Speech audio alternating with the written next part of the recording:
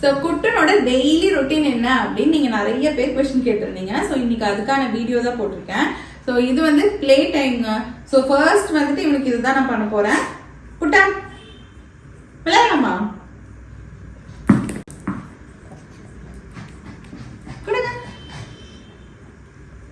உடனே உடனே எடுத்துட்டு வந்து தந்துருவாங்க.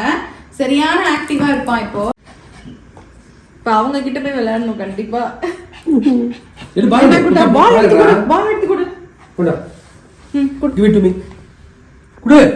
எடுத்துக்கோங்க மாவுன்னு சொல்லுங்க. விடு விடு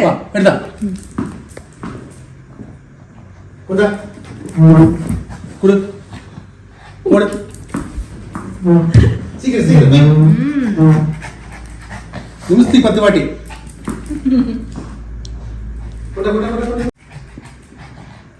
ஈவினிங் டைம்ல அப்படின்னா வந்துட்டு ஒரு ஹாஃப் அன் ஹவர் போல இவன் வந்து இந்த மாதிரி ப்ளே பண்ணுவாங்க. நான் இவன் கூட வந்து ஓடுறது, அதுக்கப்புறம் வந்து இந்த மாதிரி விளையாடுறது. இது ஒரு நாளைக்கு மட்டும்தான் இது மாதிரி விளையாடுவான். நெக்ஸ்ட் டே வேற டாய் கொண்டு வருவான். அண்ட் டெய்லியும் வீக்லி ஒன்ஸ் நாங்கள் டாய்ஸ் வந்து மாத்திக்கிட்டே இருப்போம். அந்த மாதிரி அவன் வந்து என்கேஜா வச்சுப்போம். குட்டி டாக் அப்படிங்கறனால அவங்க ரொம்ப எந்துவா இருப்பாங்க. சீக்கிரமா வந்துட்டு ஒரு ஹாஃப் அன் ஹவர்க்குள்ளேயே டயர்ட் ஆயிடுவாங்கன்னு வைங்க. பாருங்க, டயர்டாகி படுத்தாச்சு. 2 ரவுண்ட் இல்லை, இப்போ வந்து ஒரு 15 மினிட்ஸா விளையாண்டுட்டு இருக்கான். ஸோ அப்படியே வந்து டயர்டாகி படுத்துருவான். இந்த டைம்ல நான் வந்து அவனுக்கு ஏதாவது ஒரு ட்ரீட் கொடுப்பேன். ஸோ ட்ரீட் கொடுத்துட்டேன் அப்படின்னா, ட்ரீட்னா நான் வந்து ஒரு நம்ம ஆர்கானிக்கலாக என்ன ட்ரீட் கொடுக்குறோமோ அதுதான் கொடுப்பேன். ஸோ இப்போ வந்து இன்னைக்கு பனானா தான் கொடுத்தேங்க. அதை அழகாக சாப்பிட்டுட்டான். சாப்பிட்டு முடிச்சுட்டு விளையாண்டு முடிச்சிட்டான் அப்படின்னா குட்டை வந்து படுத்துக்குவான் ஜாலியாக. அவனுக்கு வந்து மசாஜ் பண்ணி விடணும். ஸோ அவனுக்கு வந்து நல்லா மசாஜ் பண்ணி விட்டோன்னா ஃபுல்லாக ஒரு ஹாஃப் அன் ஹவர் கிட்ட உட்காந்துக்குவான். அவன் வந்து எதுவுமே சொல்லாமல் படுத்துட்டு நம்ம கண்ணையே பார்த்துட்டு அந்த மாதிரி ஒரு டைம் வந்து அவங்களுக்குன்னு ஸ்பெசிஃபிக்காக நீங்கள் கொடுத்துறது ரொம்ப ரொம்ப நல்லது. ஏன்னா அவங்களுக்கு வந்து அப்போ தான் வந்து ஒரு ஆன்சைட்டி குறையும் டெய்லியுமே. ஏண்டா குட்டா?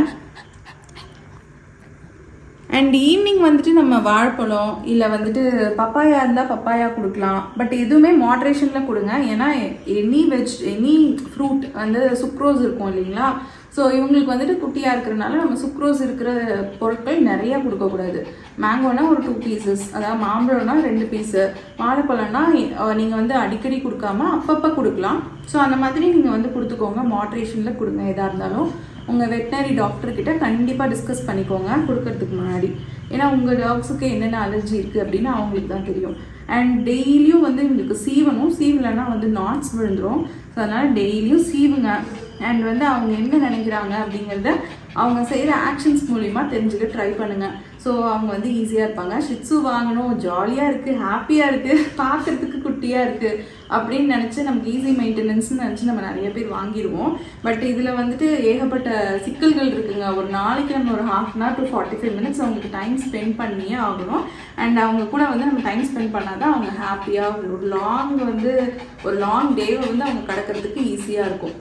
ஓகே, ஸோ இது வந்து உங்களுக்கு ஹெல்ப்ஃபுல்லாக இருக்கும்னு நினைக்கிறேன். என்னோட குட்டனோட 2 பேரும் சேர்ந்து நாங்கள் பண்ணுற டெய்லி ரொட்டீன் ஒன்று அப்படின்னா ஈவினிங் டைமில் இதுதான். பாய்.